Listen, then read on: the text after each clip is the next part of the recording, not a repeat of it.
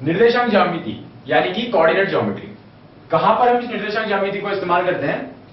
जैसे कि हमारे पास किसी भी एक बिंदु या कोई ऐसी चीज है जो कि किसी भी एनवायरनमेंट में कहीं पर भी वातावरण में रखी हुई है।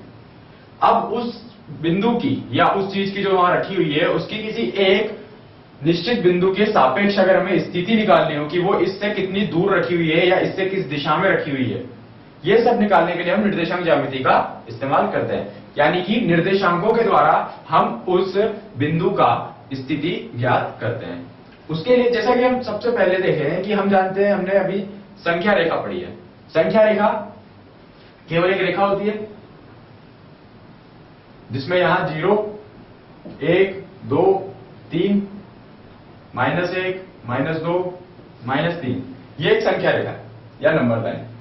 इस संख्या रेखा पे हम 2 की स्थिति बता सकते हैं, -2 की स्थिति बता सकते हैं, लेकिन ये केवल एक दिशीय हुआ।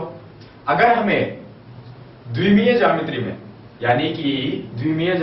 यानी कि 2 दिशाओं के सापेक्ष इस तरफ और इस तरफ किसी भी एक बिंदु का स्थिति ज्ञात करनी हो तो उसके लिए हम निर्देशांक ज्यामिति इस्तेमाल करते हैं।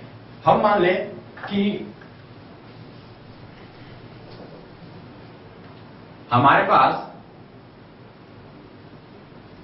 ये एक संख्या रेखा है जिसमें 0 जिसको हम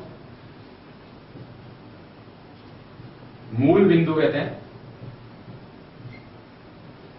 मूल बिंदु या ओरिजिन, और एक इसी तरह से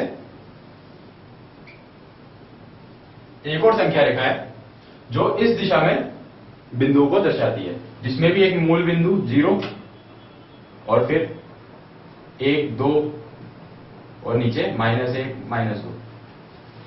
अब अगर हम इन दोनों रेखाओं को मिला दें यानी कि इनके इसका मूल बिंदु और इसका मूल बिंदु, दोनों मूल बिंदुओं को एक दूसरे से जोड़ दें और इन दोनों को मिला दें तो हमारे पास बनता है नया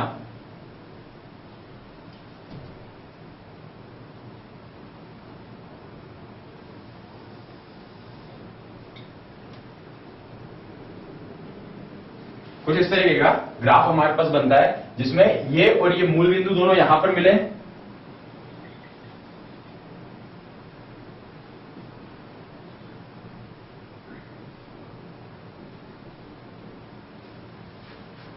ये मूल बिंदु या ओरिजिन जिसका मान 0 होगा। अब हमारे पास ये चीज, ये वाली अक्ष, ये हुई एक्स अक्ष या एक्स एक्सिस, और ये जो ऊर्ध्वाधर रेखा है ये हमारे पास हुई वाई अक्ष। तो हमारे पास 2 अक्ष हुए, एक्स अक्ष और वाई अक्ष या कहें एक्सिस।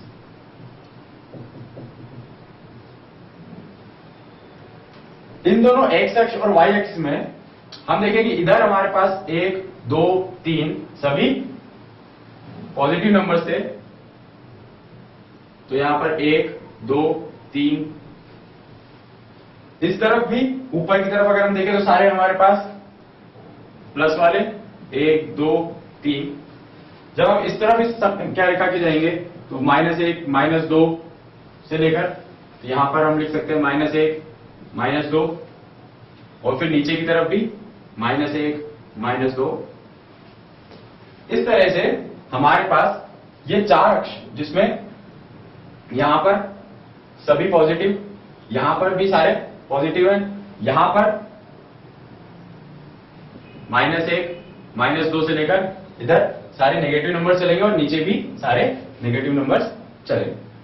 तो अब इसमें हमारे पास यहां पर 4 खाने बन जाते हैं जिन्हें हम चतुर्थांश कहते हैं।